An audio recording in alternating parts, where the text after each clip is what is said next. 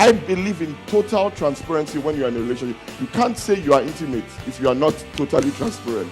I want to tell you that your intimidators are intimidated by you. So don't be intimidated by their intimidations. Every parent has a responsibility. You see, every child will be limited by the limitations of the parents.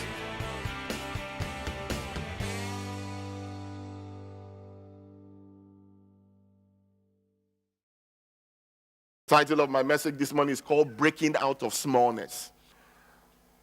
I believe it is time for the church to awake and arise and become what God destined for us to be.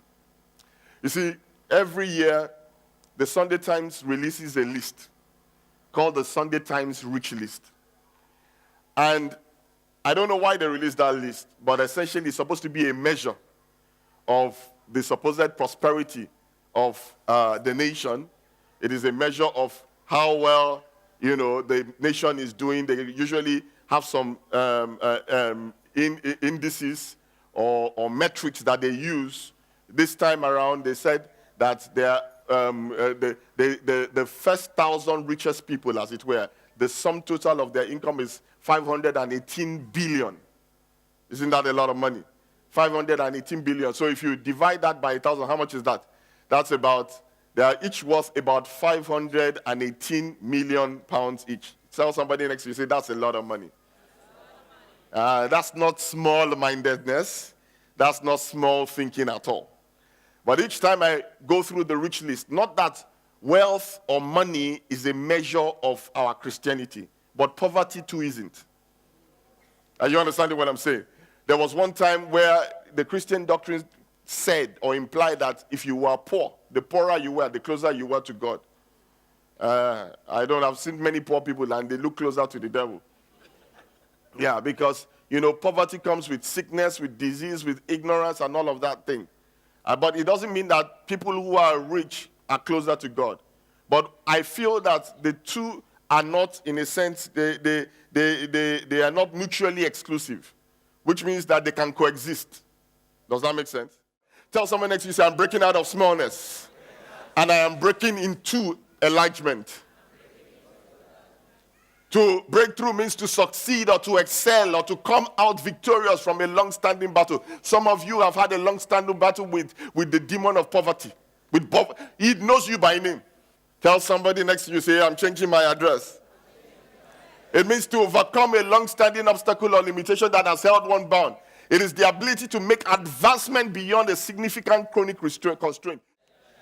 And in order to fully enter this breakthrough, I want to just show you that there are different dimensions. So there is spiritual breakthrough, like we see in Daniel 10, when Daniel prayed 21 days hindered by a prince of Persia. We won't talk about that. We exhausted it last week. And so there's apart from spiritual breakthrough, there's career breakthrough. We see it in the life of Joseph. Joseph in Genesis 40. He broke through from being a prison dreamer, an interpreter, to becoming a national voice and a national dreamer. And then there's business breakthrough. I can go on and time will not permit me. We can't talk about financial breakthroughs because I don't want to expose anybody's secret. But there are people who've broken out of smallness and they're breaking into money and broken through maritally. People who their marriages were about to break down, but then they broke through. I see you breaking through. People who they called barren for 15 years or so, the 13, 14, 15 years, but then God changed their story because God is the God of breakthrough. And then ministry breakthrough, we broke through from 6 people and God has helped us to break, almost every barrier conceivable.